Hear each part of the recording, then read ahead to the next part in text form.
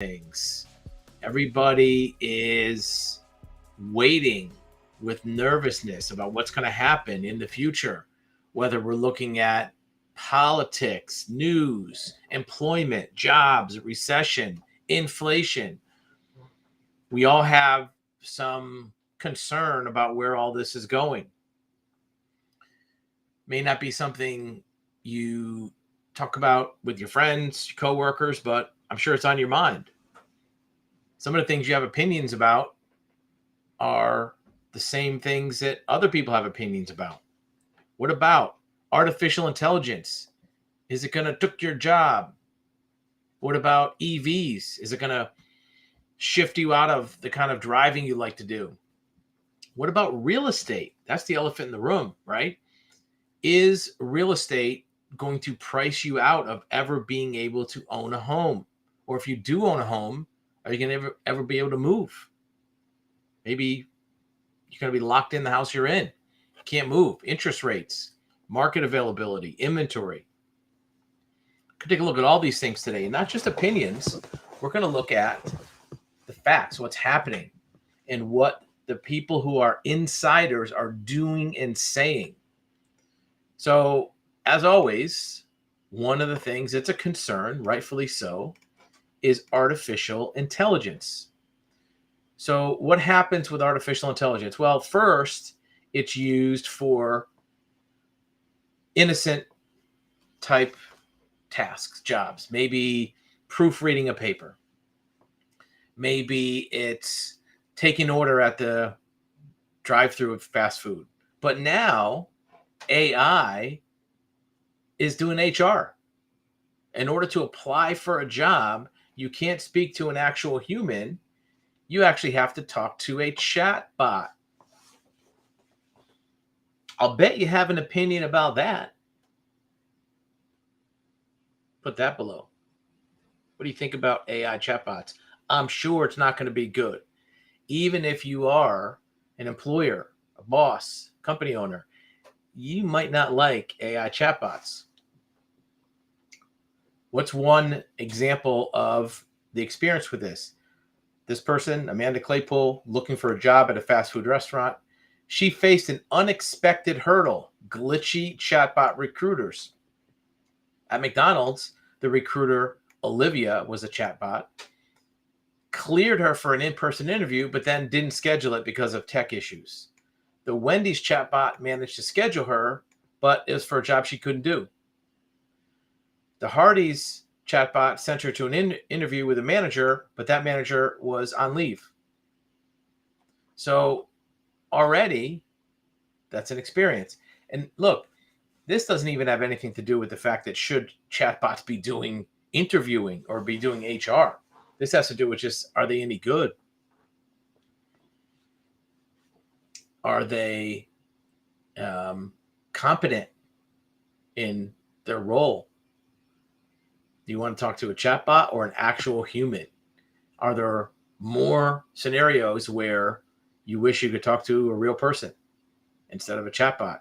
Or are you of the mindset that if you talk to a person, it's going to be frustrating anyways? Maybe the chatbot or AI is better. I don't know. Thousands of people out there, everybody's going to have a different opinion. I'm sure other people would like to hear your opinion about that too. But this is what's happening. So if you are, ironically, if you are in HR and you're an interviewer, your own job might be at risk of chatbot. Now, granted, you might say, well, they're not actually interviewing, they're just scheduling the interview. Well, that could be true for now. But what if you're the assistant to the interviewer that would schedule it? Now you don't have a job. And even if you are the interviewer, now you don't have an assistant anymore. Because that assistant that did the scheduling also probably did some other things for you, right? Some clerical, maybe some administrative type things. Now that person's not there to do that. So it's just creeping. You might not think it's going to do your job, but that's what they're striking about in Los Angeles, the actors, because the chatbots are starting to take over. AI is taking over their jobs. So here's what can happen when you take it a step further. Here's a restaurant hired a robot to help servers. What did that look like? Literally what you can imagine. This is a robot taking orders and delivering food. This is in Oregon, Estacada, not a big city type town. It's kind of a little bit out in the country. Why did the person hire it? Well, here's one of the reasons. The minimum wage in Oregon increased to $14.20 an hour. Food prices skyrocketed. Inflation. Finding servers willing to commute to the small town. This is 45 minutes outside Portland.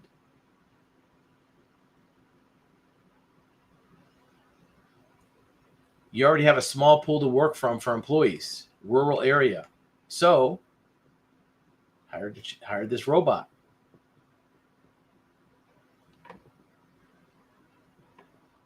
People would literally not want to come to the restaurant because I had a robot. So there's pushback. People want what? An actual human. That's what they want. They don't want a robot. So what did he end up with at the restaurant? Bad reviews, angry messages, that kind of stuff. So you go to a restaurant. Imagine you're at a place like this. Here's a picture of it.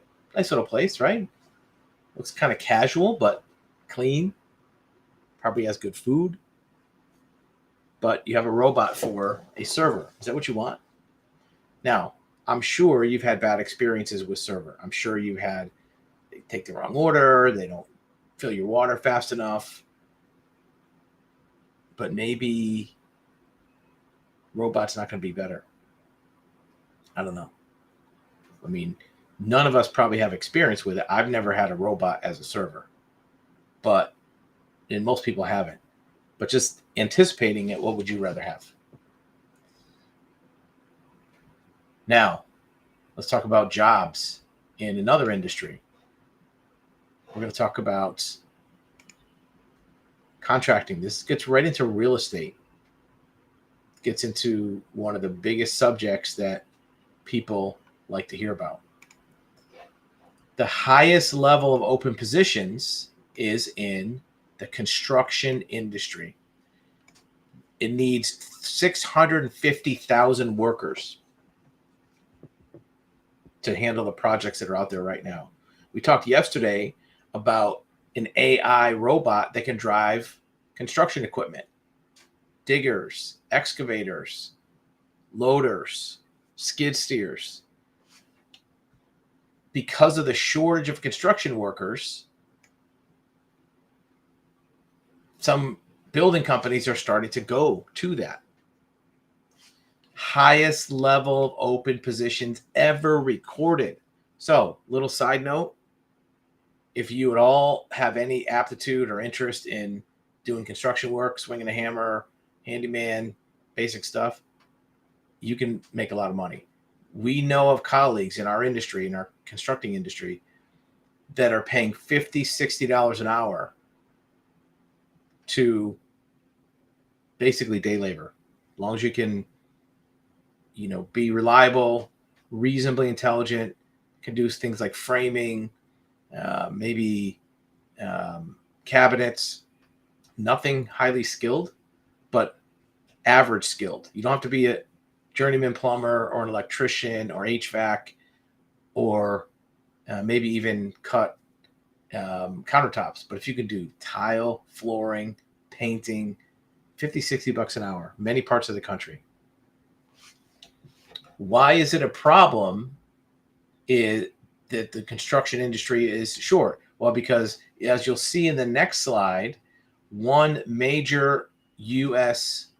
industry and part of our entire financial future is based on some construction. But here's something else that I'm sure you have an opinion on. What is the solution to the shortage of construction workers? Immigration, technology, and raise the profile of construction. So if you are an existing construction worker you now have a possibility that there'll be immigration that will have more people in your field. Greater use of technology. What does that mean? Well, it probably means something like this, right? Robot. That's probably what it means. Isn't that code? Greater use of technology and raise the profile of construction as a career path. That's probably a good thing. Because if you are currently a construction worker, that career path is known to you, the value of that career path. You recognize it as, yeah, this is a good thing. I make good money. It's a good job. And it's probably good that it's a good job because one of the solutions to the housing market is home builders. The U.S. housing market is working through a shortage of homes, not a regular shortage of homes, but a major shortage of homes. Builders appear to be the most valuable players. See, here's this guy. He's probably making $60 an hour, that guy. U.S. housing sector is back in full swing. Builders are best positioned to ride the wave. New homes. Why is that? We talked about it before. Resale homes are being hoarded, cling to like your life depended on it by the current owners. Nobody wants to sell their house that they have right now because they have an interest rate that's low. 3% maybe, 3.5%, 4%, could be in the 2s.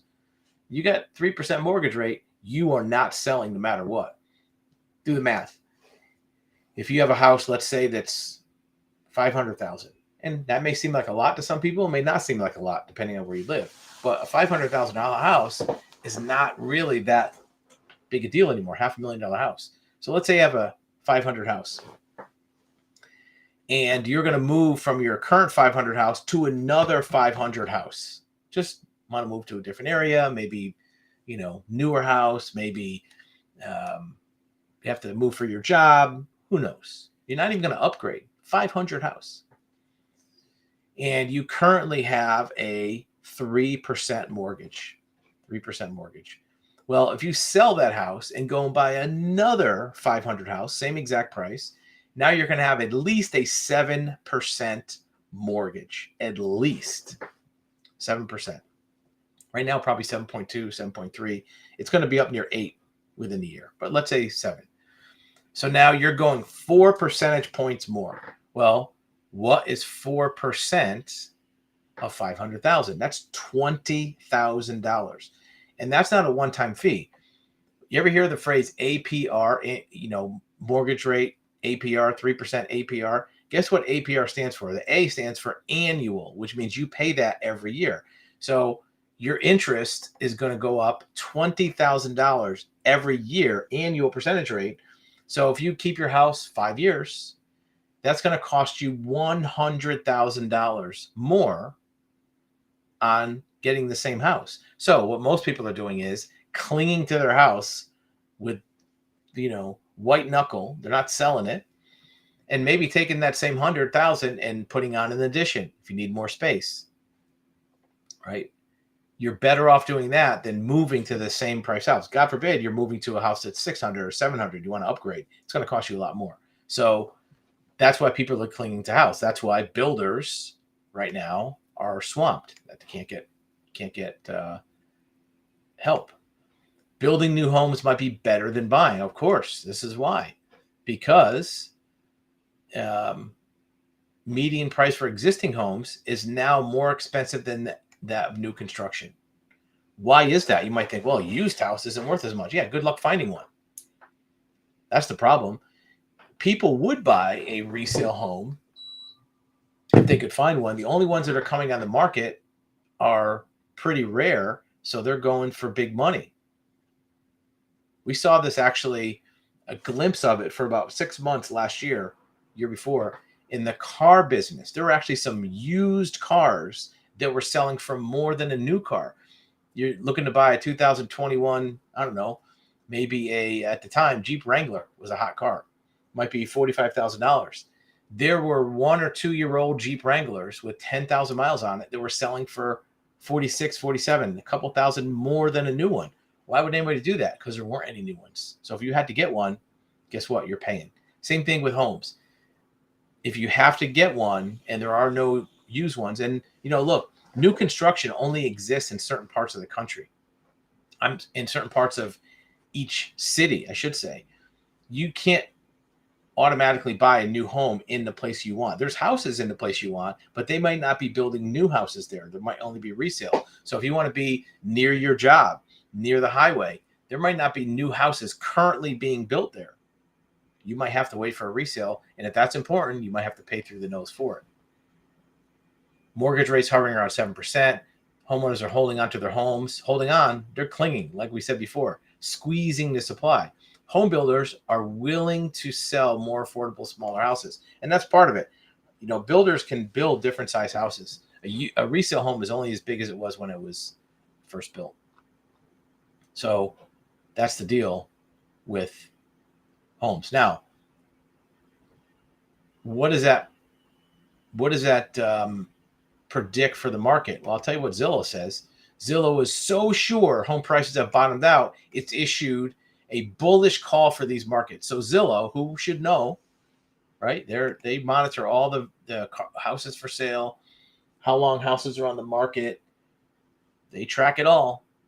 They're so sure home prices have bottomed. Now, for a few years, many of us and you have said there's a housing crash coming. Prices are going to crash. Maybe they will. Maybe they won't.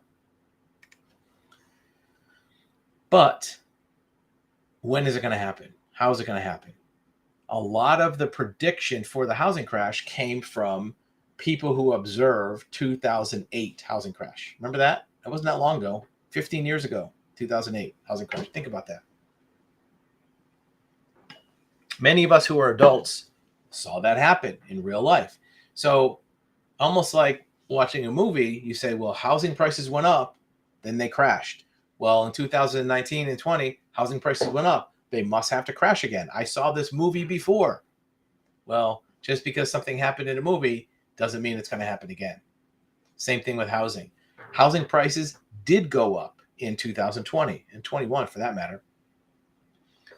And everybody knee-jerk reaction. Well, now they're going to crash just like in 2008, or they're too much money. Well, is that true? Do they have to just because it happened before? Maybe, maybe not. The question isn't what happened. The question isn't why did it happen? In 2008, housing prices went up because they were passing out mortgages like candy.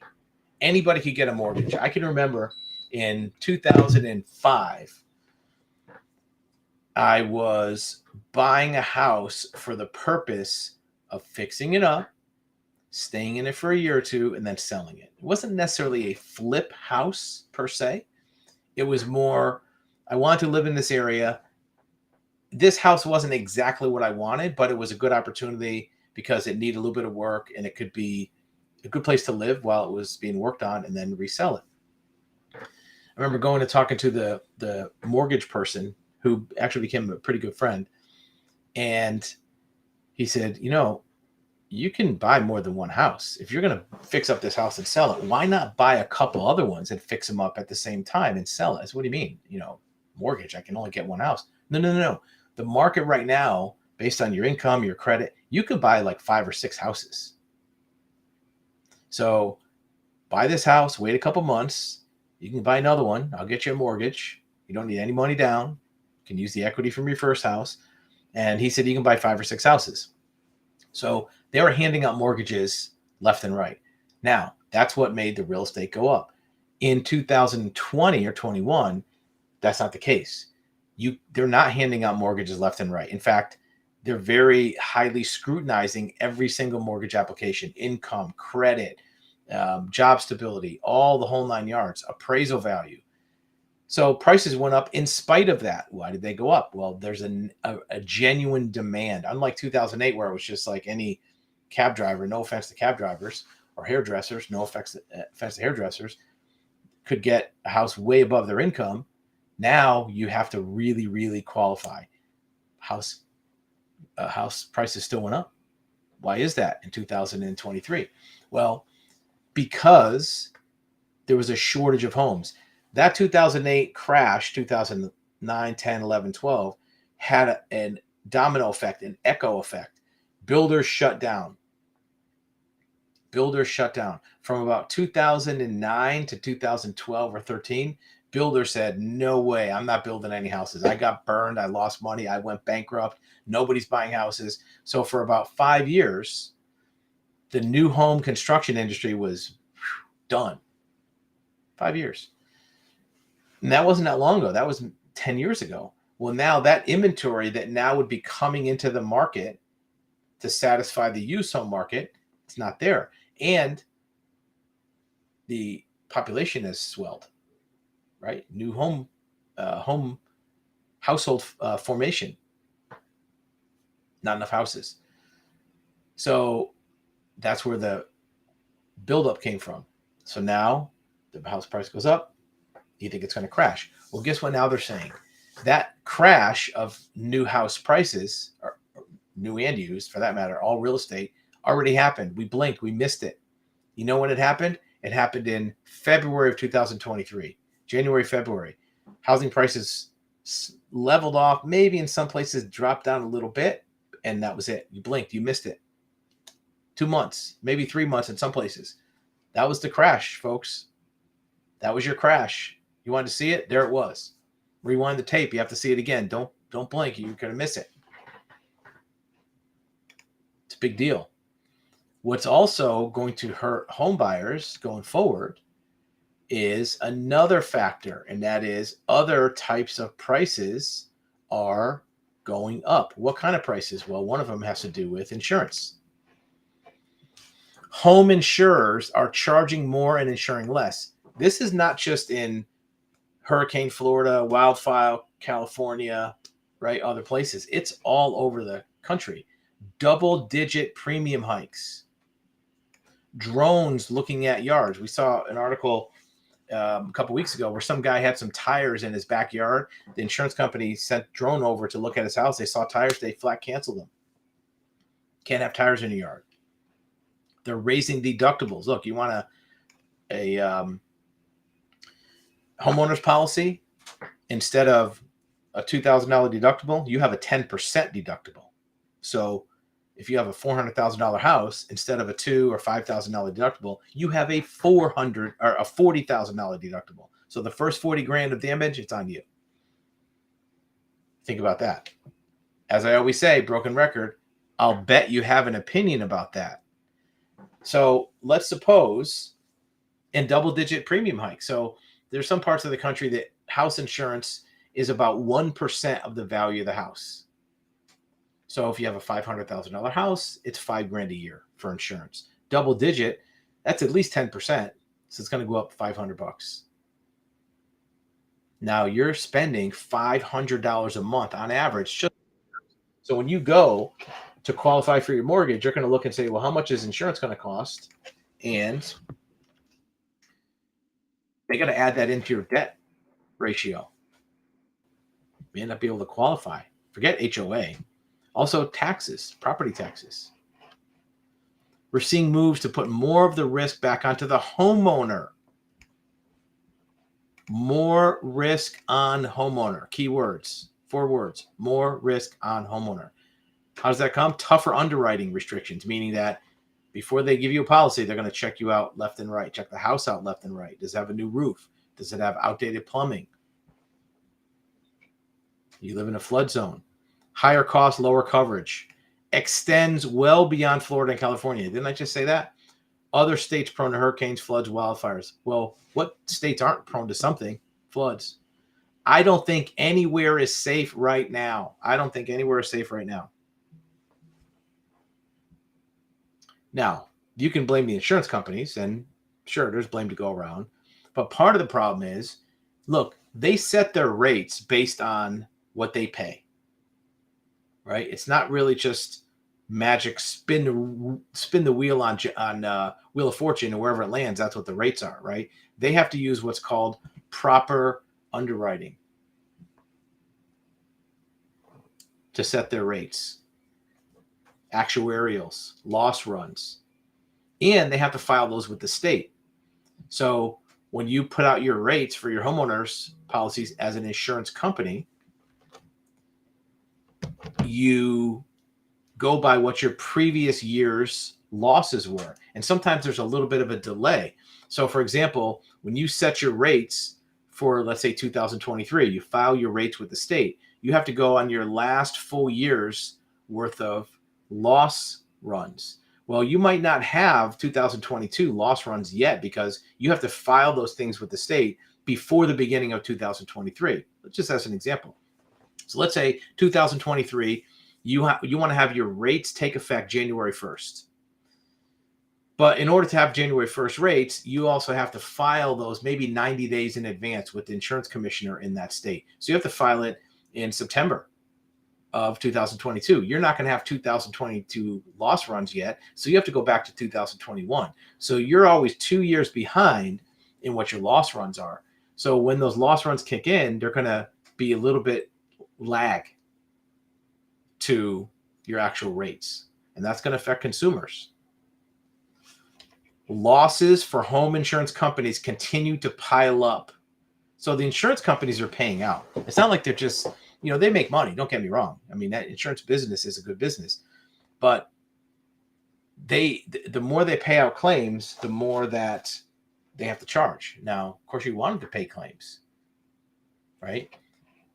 That's what they're there for. So the more that they pay, the more they charge. Storms, natural disasters, inflation, supply chain have sent claims spiraling. Many insurers are still in the red despite increases, and that's because of the delay. If you have sharp claims increases in 2021, you can't start to recoup those until 2 years later. So in the meantime, you're on the hook. Now, I know some of you are saying, look, I'm not shedding any tears for insurance companies. That's fine. You don't have to, right? But just be aware that they serve a purpose. They're there to be the risk coverage for policyholders.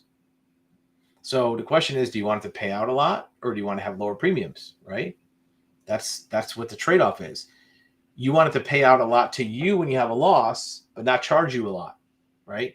It's just math. That's what insurance companies are. It's a big math problem.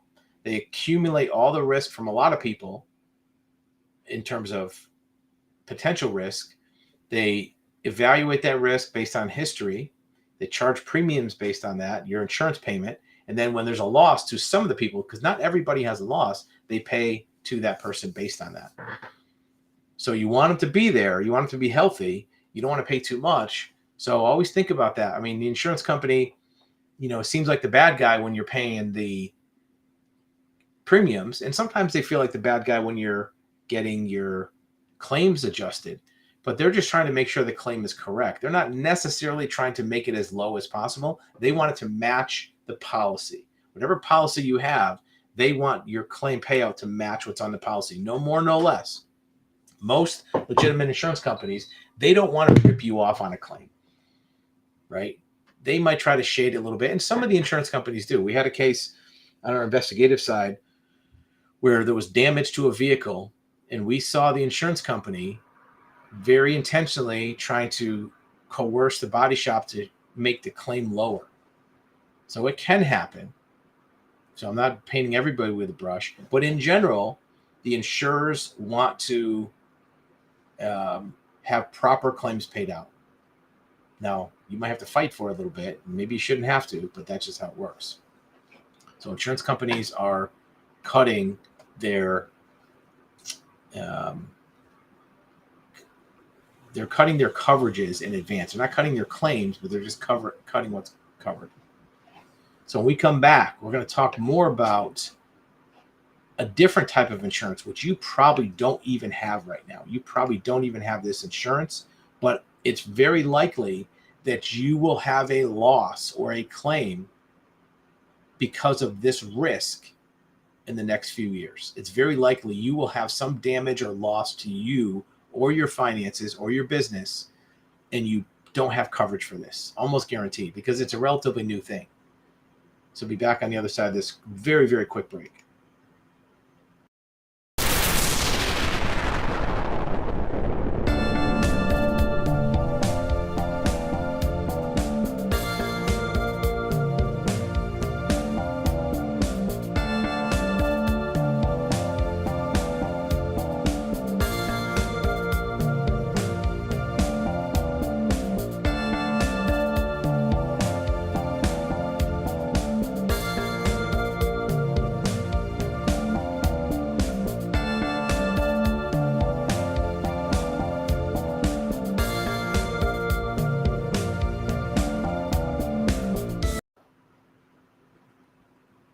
right, told you to be right back. Just kind of regroup here for a minute. Let's think about what is on your mind after all this. You probably have some opinions about what we talked about, whether it's insurance, whether it's AI taking jobs, whether it's real estate. While we're finishing up our production editing for our next segment here, what are those thoughts, right? What are those thoughts? Even in the course of making this video, we keep notes. We do notes all the time. I'm sure you have the same type of things that come to mind. We want this to be a collaborative conversation, right? There's a place you can put comments, you can put messages. In fact, we're going to have an event. Keep an eye on the channel. That will be even more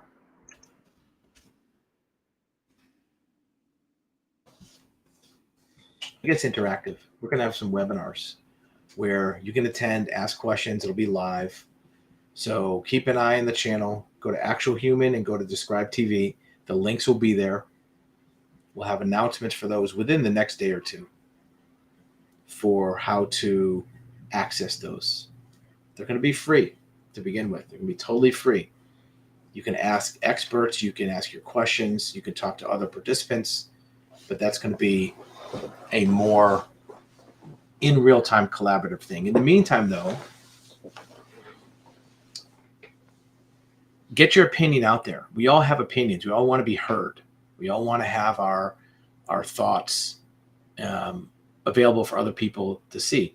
Not necessarily to have an argument, but the only way to understand what's happening with other people is to hear what they have to say and let them hear what you have to say.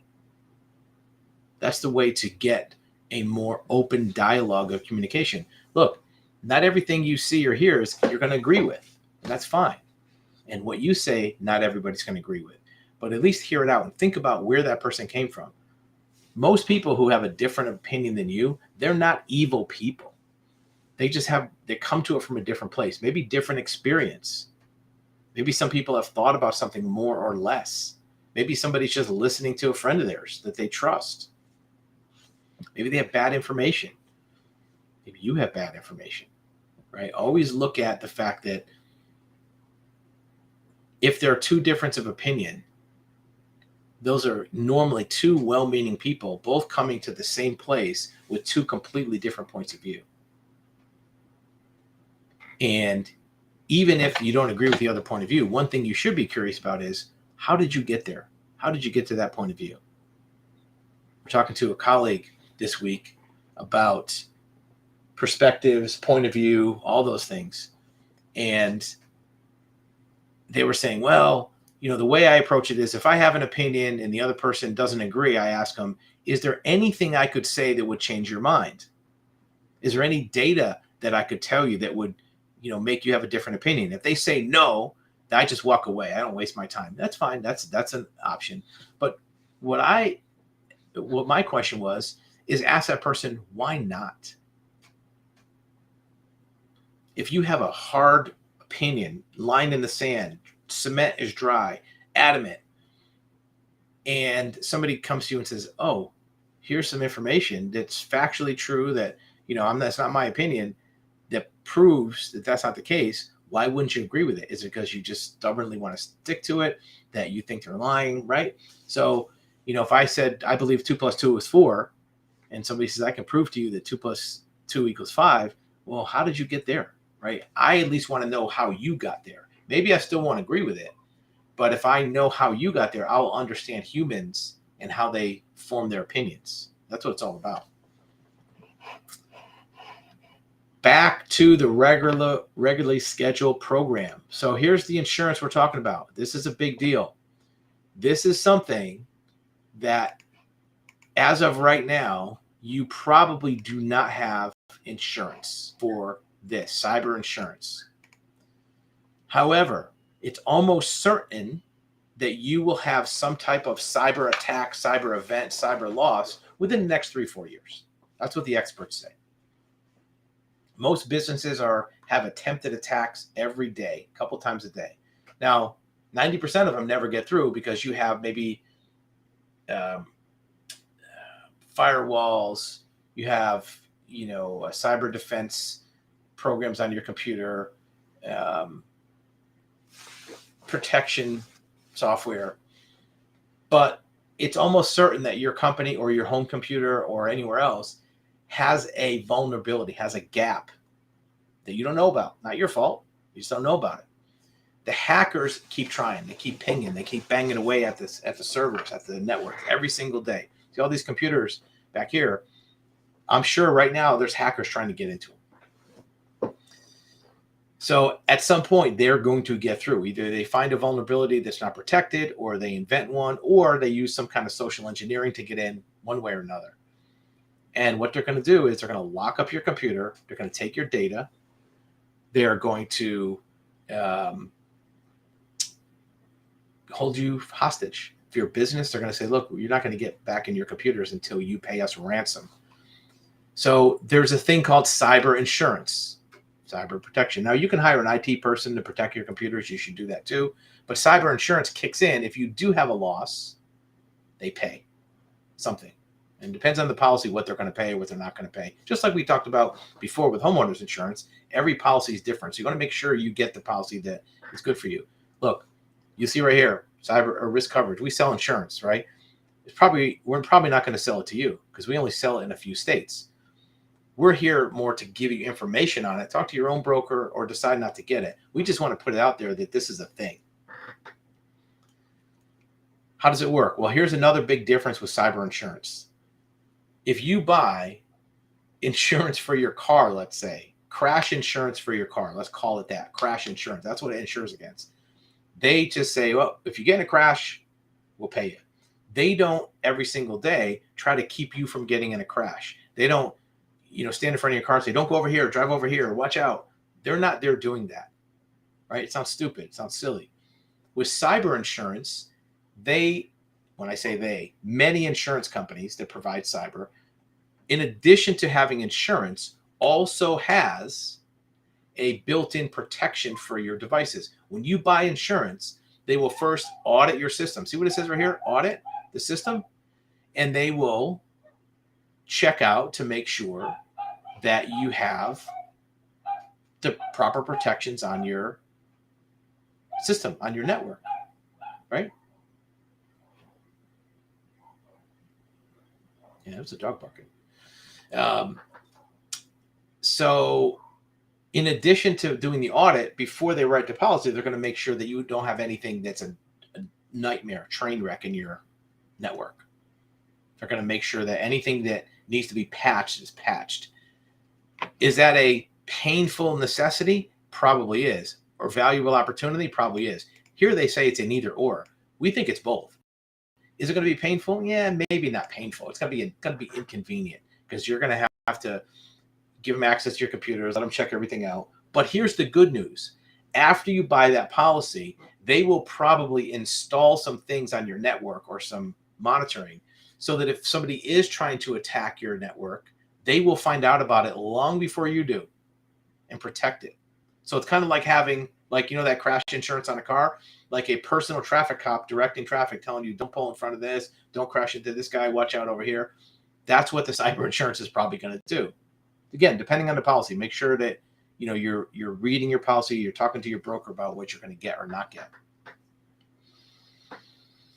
Why do they do this? Well, you probably figured it out. They don't want to pay any more claims than they have to. Now, they're not going to rip you off if you get a claim, right? That's what they're there for. But they are going to help avoid them for you in advance. They're going to avoid it. That's what you want to do. You want to avoid it. Why do you want to avoid it? Well, you might say, well, who cares? If I have a claim, they'll just pay it. Well, they'll pay it, but of course there's a deductible and there's inconvenience. You don't want to have a claim if you can avoid it. So let them do their job and have some protection built in. It's going to help you if they're monitoring those pinging. Well, here's why. This is a key thing for insurance. Most attacks do not get through on the first try. they try and try, and they try to get in, they get blocked, and they try again. So if they catch them on the first try, they can block the other tries. How significant are these attacks? Well, ask the American military. Malware, depending on how you pronounce it, is attacking intelligence officials from China to disrupt American deployments. So if the U.S. military, with all of their resources, is vulnerable to being disrupted, what chance do you have? You got to watch out for this stuff. China installed malware against systems in Guam, major military hub.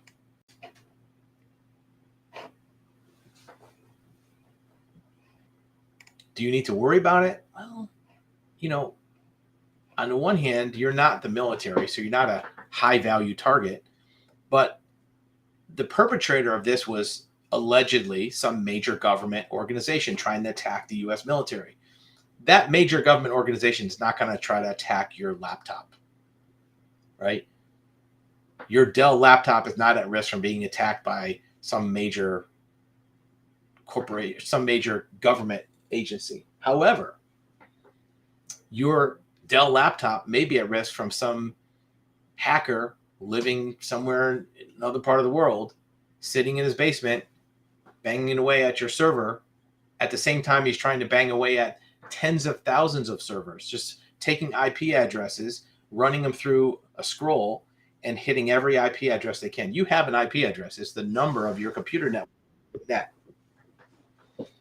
So the hackers just go through all the IP addresses one after another until they find one that they can get in, right? And it could be yours. Could be yours. So think about it. You're probably going to get attacked in the next 2 or 3 years. You probably don't have any coverage for it. You're more likely to get attacked with that than you are to crash your car, probably, according to the experts. Allegedly, as they say. So the last subject that we'll touch on briefly is our old friend, electric vehicles. So it's getting big time now. Rev up the electricity industry. Well, as we know, Elon Musk has Tesla, EV car company. What do you think about EVs, pro or con, for or against? I'm sure it's a strong opinion. You're probably not in the middle. As always, definitely tell us and tell the world in the comments. It's such an important pursuit for those in the industry and government that now what's the next thing Elon Musk wants to do? He's trying to have enough juice because battery-powered vehicles will triple by 2045. He anticipates an electricity shortage in 2 years. Anticipates an electricity shortage in 2 years that could stunt AI, but also EVs. There's your quote. Electricity shortage in 2 years. So this has to do with EVs, as we always talk about, but also has to do with AI. It has to do with, your personal finance. It has to do with a lot of things. So what is he trying to do? He's trying to basically build more power grid. My biggest concern is insufficient urgency. He tells energy executives, he's telling the power companies, come on, you got to go faster.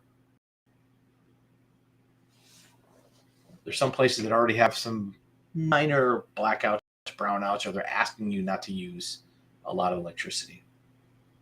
This is happening right now already. 2 years, they say it's going to be a problem. You really need to bring the time scale of projects in sooner and have a high sense of urgency.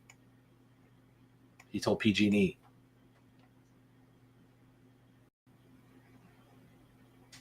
He's played a part of Cassandra, trying to spark more attention. Metaphor for historical fables required for his EV and AI future. So self-interest in this. EV and AI. He's into both of those. And Can't emphasize enough. We need more electricity. However much electricity you think we need, more than that is needed. There's another good quote. You think he's on track, or you think he's kind of like sky is falling, Chicken Little? Do you think we need more electricity, or do you think we'll have enough when times need it? Last thing about EVs. Key test for EV sales is coming. What does that mean? General Motors said it will double EV production second half of the year. So, look, they're not playing around. They're not just going up 5 or 10%. They're going to double EV production in the second half of the year, not just like over time, in half a year, less than a year.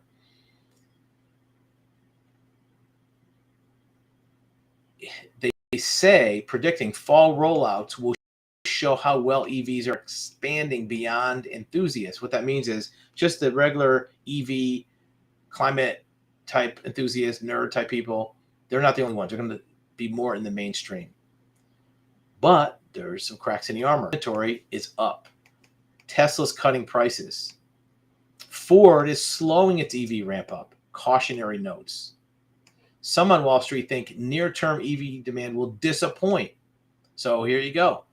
It's Wall Street thinks it'll disappoint. General Motors disagreed. There's a battle.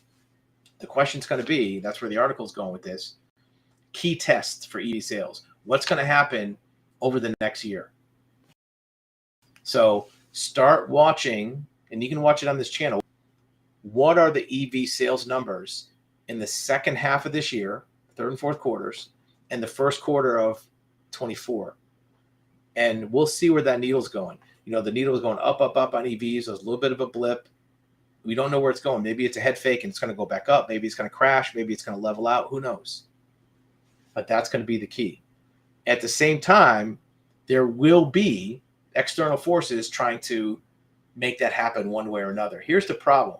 I shouldn't say problem, but it's a reality. There will be forces trying to boost artificially EV sales. The manufacturers, the government, electric companies, media will all be trying to boost EV sales to try to give it a jump start. Nobody's going to be pushing it back except for people who are non-buyers. People don't want to buy them. So you may find that they're going to use carrot and the stick. If you're not really that interested in buying an EV, they're going to keep throwing incentives at it. Right now it's $7,500 at least. Some states it's even more than that. There's some states you can combine the federal, state, local, and utility incentives and come up with like $15,000 worth of incentives. So that's the carrot. The stick is, if you don't buy one, we're going to start penalizing you. Higher gas prices, higher taxes, less inventory. Some manufacturers are starting to restrict gasoline vehicle inventories at dealers and only have EVs. General Motors is acting as if it can withstand a shakeout in the EV world. This is the battle. This is the battle. It's the popcorn moment. They have dozens of EV models over the next few years. It's really the next 6-12 months on which they'll be judged. So, popcorn moment. Pay attention. This is when it's going to rubber meets the road. No pun intended, or maybe it is. To see where this will all play out. You have an opinion. I know you do. So let's hear what it is. Last subject we'll talk about briefly is on the investigative side, our investigative agency, Active Intel. We're seeing a lot more fraud cases in family law type events. So if you or somebody you know has an event going on in their family, a divorce, a death in the family, even a birth of a child, advise people around them to pay very close attention to the activities. Here's our website, Active Intel. You can read more there. There is a lot of fraud happening amongst family members with these events. Now, of course, in a divorce, you might expect it. Those two people are conflicting. They're fighting amongst themselves. They're both trying to get as much as they can. So what they're going to do is they're going to hide assets. You're going to hide a bank account. You're going to take money out of a bank account. You're going to put a lien on the house. You're going to lower your income so you don't have to pay as much maintenance, right? You're going to do all kinds of things. That's normal, but pay attention to it, because if you're entering into a divorce procedure, you may find that the other party was planning for this for a while in advance, 6 months, a year sometimes. So they may have created another bank account, started putting money over there, putting money in their friend's bank account. So you want to get good asset searching done, asset tracing done, to make sure you're not missing out on money that's coming due to you. Now, that's not right, but it's expected between two people that at that point are adversarial, acrimonious with each other. What about probate fraud? Well, if you are in a family where somebody has recently deceased, that person may have left assets in a will or bequeathed to other people in that family or outside the family for that matter. And what happens when somebody dies is sometimes people who are close to that person, family members or otherwise, will say, well, look, this is a free-for-all, right? It's kind of like in the stores when they do the looting. Whatever assets are available, people are going to just try to grab and hide them. If there's an old car in a barn, they may take it and put it somewhere. If there's a bank account nobody knows about, they may clean it out. If there's, even a set of antique silverware that's worth, $800, they'll grab it. We've seen many probate frauds in the hundreds of thousands. People have taken bank accounts, even property, even real estate. Maybe, somebody who lives near the deceased person knows that there's this empty lot that they bought 10 years ago that's worth $100,000. They could claim deed it to themselves. Nobody knows about it. The worst part about these are scams and frauds against other people in the family that they still have to be family members with.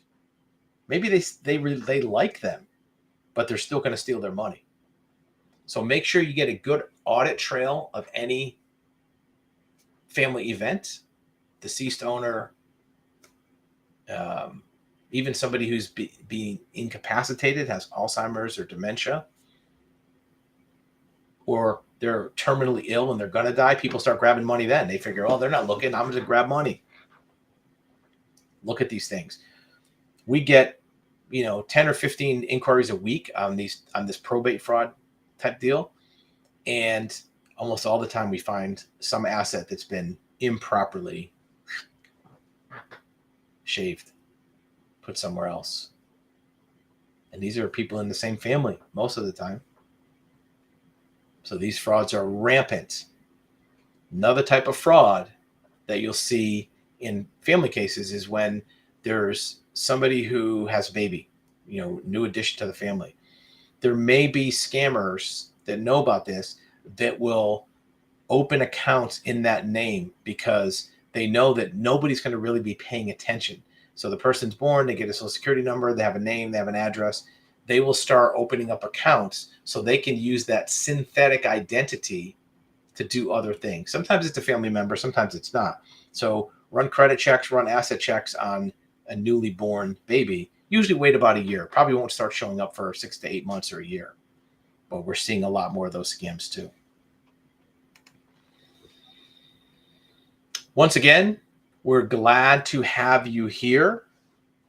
Make sure to pay attention to our channel for notices. We're going to start having these live events, these webinars. And also don't forget, you have opinions about these things, just like we do. We're not the only ones with opinions. We know you have opinions too. Tell us what yours are, because that's all part of the fun, is to know what people think, to know what each other thinks, so we can all talk about it a little bit more deeply and intelligently in future videos. Are you tired of automated systems and chatbots when you need assistance? Experience actualhuman.com and connect with real professionals, not automation. At actualhuman.com, we bring you a network of professionals who are excited to answer your questions and provide guidance. Getting started is easy. Let us show you how. Here's how it works. Step 1. Select the best date and time for your video call. Step 2. Describe your situation and the areas you're looking for advice. Step 3. Connect one-on-one with an expert and get the undivided attention that you deserve. Experience